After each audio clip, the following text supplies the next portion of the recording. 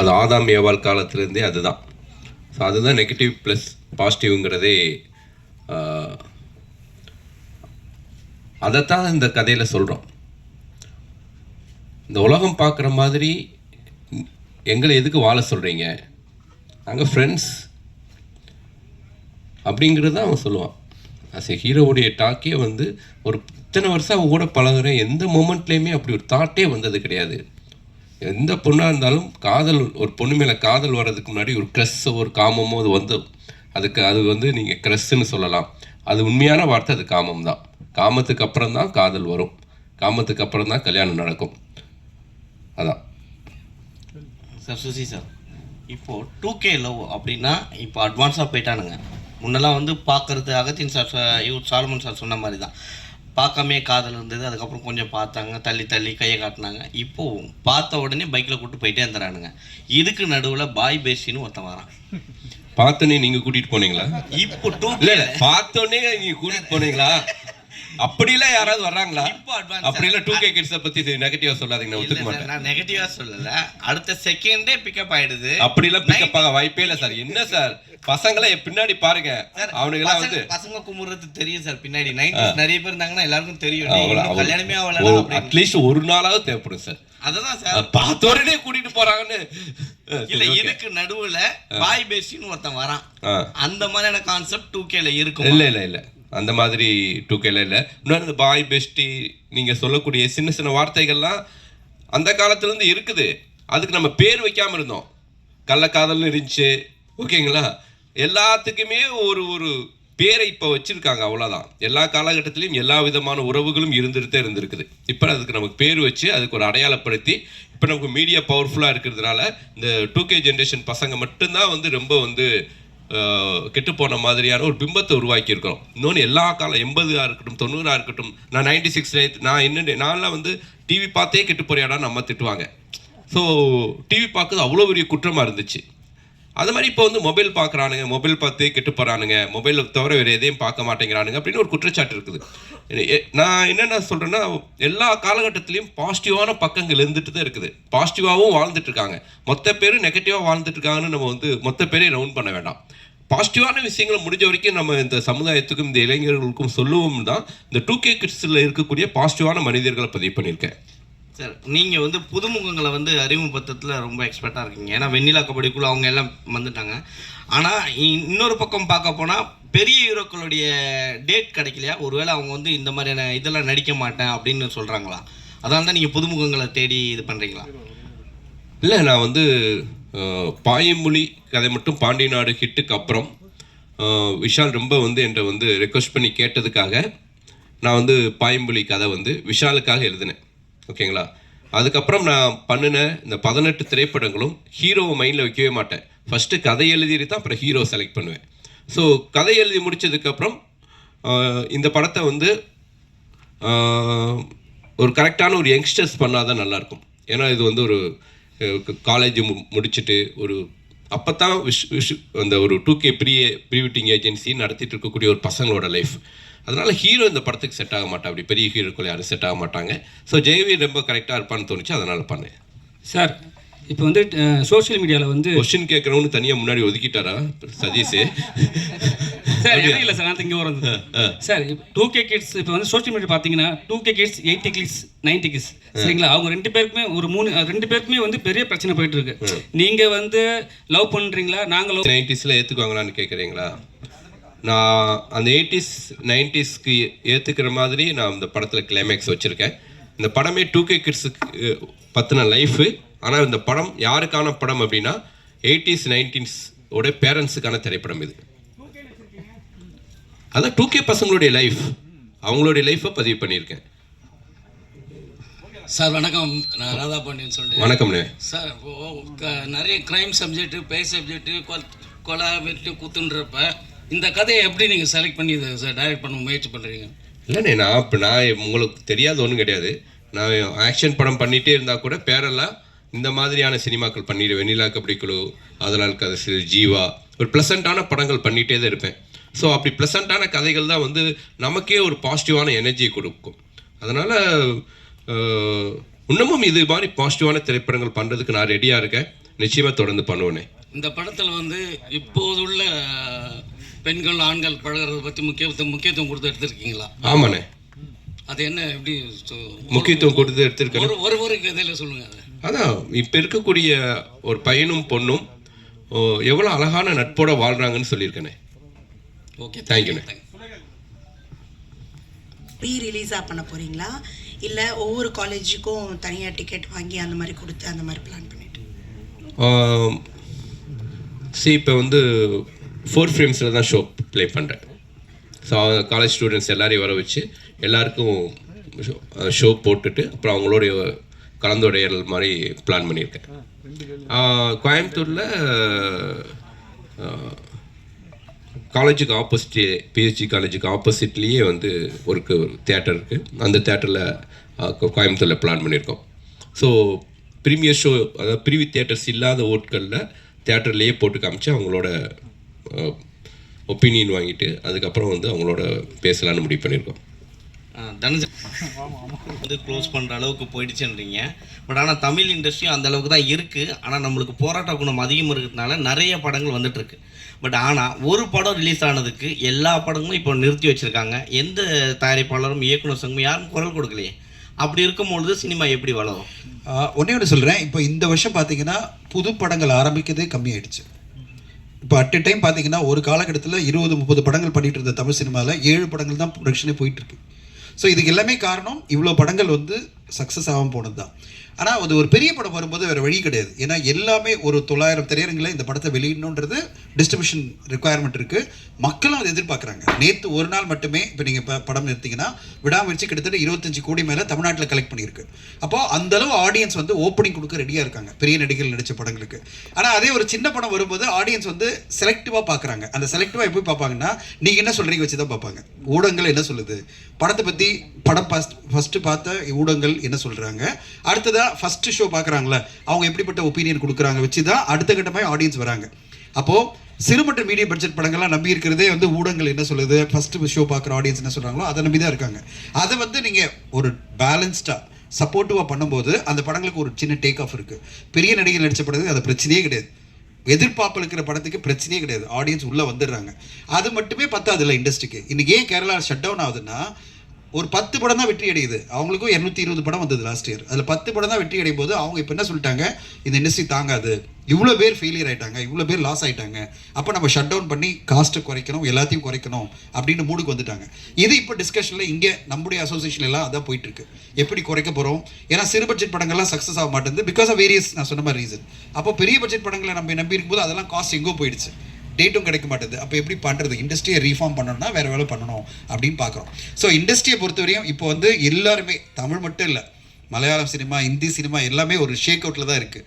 ஒரு மாதிரி கலகலத்து போயிருக்கு. என்ன பண்ண போகிறோம், எப்படி இண்டஸ்ட்ரியை ரிவைவ் பண்ண போகிறோன்னு தான் எல்லாருமே அதுக்கான ஒரு முயற்சி எடுத்துகிட்டு இருக்கோம். இல்லை கேரளா நீங்களும் யாரும் குரல் அப்படி ஆரம்பித்தால் சிறு படங்களுக்கு ஒரு வேலை ஒரு வாய்ப்பு இல்லை. இப்போ நீங்கள் சொல்கிற கேரளா OTT வந்து இன்னும் பெருசாக அவங்க வந்து ரீச் ஆகலை. எல்லாமே சேல் ஆகாத படங்கள், மக்கள் வந்து உடனே பார்ப்பாங்களா அப்படின்ற படங்கள் தான் இப்போதைக்கு ஃபஸ்ட்டு கொடுக்குறாங்க. ஏன்னா ப்ரைஸ் கொடுத்து வாங்கணும்.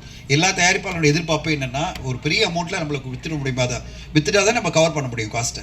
சும்மா ரெவன்யூ ஷேரில் போட்டு எப்படி கவர் பண்ண முடியும்? ஓகே, புது OTT ஆரம்பித்து ரெவன்யூ ஷேரில் போட்டு யார் பார்ப்பாங்க, எப்படி வரும்ன்ற ஒரு பயம் வருது இல்லை தயாரிப்பாளருக்கு. எல்லா தயாரிப்பாளரும் 4 கோடி 5 கோடி இன்வெஸ்ட் பண்ணால் ஒரு 3 கோடி ஃபஸ்ட் எடுத்துட்டா அவங்களுக்கு நம்பிக்கை வரும். அதான் cinema. So 2K love story பற்றி ஏதாவது கேளுங்க. ஏன்னா இண்டஸ்ட்ரி பற்றி நிறைய பேச வேணாம். 2K லவ் ஸ்டோரி சார் 2013 வந்து ஆதலால் காதல் செய் ஒரு படம் பண்ணீங்க. அதுவே 2K கிட்ஸ் ஸ்டோரி தான். ஸோ இது எந்த விதத்தில் மாற்றமாக இருக்கும்? ஏன்னா நிறைய படம் நீங்கள் லவ் ஸ்டோரியை பண்ணிட்டீங்க. இது எப்படி இருக்கும், புதுசாக இருக்கும்? ஆனால் உங்களை தொடர்ந்து கேள்வி கேட்குறவங்க 2K லவ் ஸ்டோரியை பற்றி கேளுங்க. ஏன்னா ஒரு 10 நிமிஷத்தில் பேசிட்டு நம்ம எல்லாம் கிளம்பிடலாம். மற்ற கேள்விகள் வேண்டாம். இதான் ஒரு 2 ப்ரொடியூசரை கூட்டிகிட்டு வந்தேன் நான் படம் பண்ணலான்ட்டு. ரைட்டாக தனஞ்சயன் சார் பேசுகிறதுல பதட்டமாயிட்டார். ரொம்ப ரிஸ்க் அதிகமாக இருக்கும் போல தெரியுது. நான் இப்போ யோசிக்கிறேன், இந்த ப்ரொடியூசரை கூப்பிடாமே இருந்திருக்கலாமோ. வெங்கடேசன் சார் எந்திரிங்க. சார் தான் எனக்கு என்ன சார் தெரியும், பாசிட்டிவான விஷயங்களை பேசுன்னு தான் படமே எடுக்கிறோம். சரி, ஓகே. எனிவே சார் பயப்படாதீங்க, நான் இருக்கேன், டோன்ட் வரி. ஸோ இந்த படத்தை பொறுத்த வரைக்கும் ஆதலால் காதல் செய் ரொம்ப ஒரு ஹாண்டிங்கான ஒரு கிளைமேக்ஸாக இருக்கும். அந்த டயத்தில் இந்த 2010 அந்த பசங்க லைஃப்குள்ளே இப்படியான ஒரு லைஃப், இப்படியான பிரச்சனைகளையும் மாட்டிக்கிறாங்க. அவங்க பண்ணுற தப்புனால ஒரு குழந்தை எப்படி அனாதை ஆகுதுங்கிற ஒரு விஷயத்தை பதிவு பண்ணேன். பட் இந்த படத்தை பொறுத்த வரைக்கும் இந்த பசங்களுடைய லைஃப் ஸ்டைலுக்குள்ளே ஒரு எவ்வளோ பாசிட்டிவாக, எவ்வளோ ப்ளசண்ட்டாக இவங்க இருக்கிறாங்க, எவ்வளோ எந்த மாதிரியான பிரச்சனைகள் வந்தாலும் எவ்வளோ வந்து தெளிவாக முடிவு எடுக்கிறாங்க அப்படிங்கிறத தான் சொன்னேன். இந்த படம் வந்து ஒரு ஒரு லவ் ஸ்டோரியாக இருந்தாலும் இந்த படத்துடைய கிளைமேக்ஸ் இந்த படத்தை வந்து ஒரு யூனிக்கான படமாக மாற்றும். அதுதான் இந்த படத்துடைய பலம்னு நான் பிலீவ் பண்ணுறேன். அந்த கிளைமேக்ஸை நம்பி தான் எடுத்தேன். கண்டிப்பாக படம் பார்த்து எல்லாருமே அந்த கிளைமேக்ஸை பர்டிகுலராக பேசுனது ரொம்ப மகிழ்ச்சி அளிக்குது. இமான் சார், காதலர் தினம் 14ஆம் தேதி வருது, உங்கள் படமும் ரிலீஸ் ஆகுது. ஸோ ஸ்பெஷலாக இதுக்கு லவர்ஸுங்களுக்கு ஏதாவது மியூசிக் போட்டிருக்கீங்களா? ஏன்னா இப்போ இருக்கவங்க ஸ்பீடாக இருக்காங்க, டக்குன்னு கேட்டு போகிற மாதிரி இருக்குமா, இளையராஜா சார் மாதிரி நிறுத்தி நிதானமாக கேட்குற மாதிரி இருக்குமா? கஷ்டப்பட்டு ஸ்க்ரீன்லாம் பண்ணோம். இந்த கேள்வி என்னங்க நியாயமாங்க? இந்த கேள்விலாம் இப்போ இருக்க ஜென்ரேஷன் ஸ்பீடாக இருக்குல்ல, அதுக்கேற்ற சார் போட்டால் நின்று கேட்க போகிறாங்க. இல்லை, போட்டு காமிச்சோமே, நீங்கள் வெளியில் நீங்கள் சாப்பிட்டுட்டு இருந்தீங்க, அவர் வாயால அந்த மியூசிக்கை சொல்லணும்ன்ற நான் கேட்க போறேன். எப்படி நான் மொபைல்ல கேட்டு போறேன். நீங்க அவரு வந்து அவர சாங்கை பத்தி அவரே எதுக்கு சொல்லணும்? நீங்க தான் சொல்லணும்.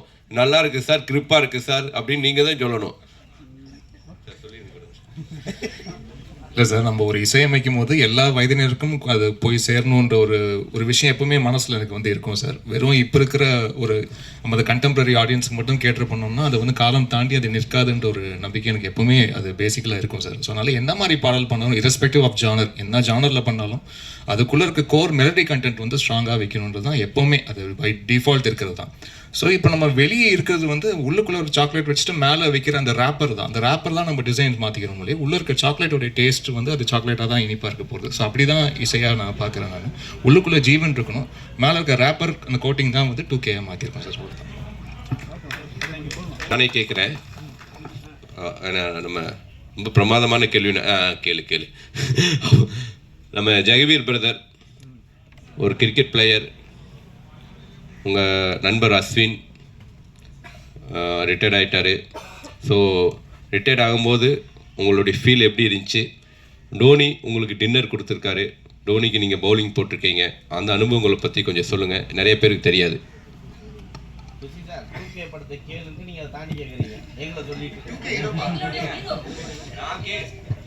ஹீரோ யாரு அப்படின்னு உங்களுக்கு தெரியணும் இல்லைங்க. இவரை பற்றின அறிமுகம் எனக்கு வேணும். அப்போ தான் சரி, கரெக்ட் தான். இருந்தாலும் வந்து நான் மன்னிப்பு கேட்டுக்கிறேன். ஓகேங்களா? அவங்க உங்களுக்கு என்ன தோணுதோ சொல்லுங்க பிரதர்.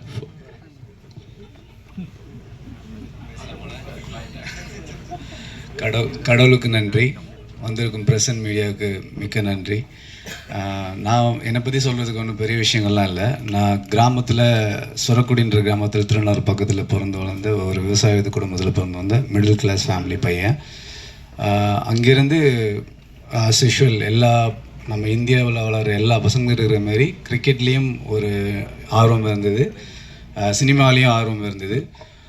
சின்ன வயசில் கிராமத்தில் நிறைய ஸ்டேஜில் டான்ஸ் ஆடி அதுலேருந்து வர கிளாப்ஸு அங்கே தூக்கிட்டு போய் கொண்டு வந்து விட்ட விஷயங்கள் வந்து மனசில் ஆழமாக பதிஞ்சிருந்தது. ஸோ கிரிக்கெட்டும் ஃபாலோ பண்ணி போயிட்டு இருந்தேன். சினிமா சைட்லேயும் ஒரு ஆசை இருந்துச்சு. ஆனால் சினிமா சைடில் வர்றது வந்து அவ்வளோ ஈஸியான விஷயம் இல்லை. கிரிக்கெட் ஆனால் நீங்கள் விளாண்டுட்டே இருக்கலாம் ரெகுலராக, அதை நான் பண்ணிகிட்டு இருந்தேன்.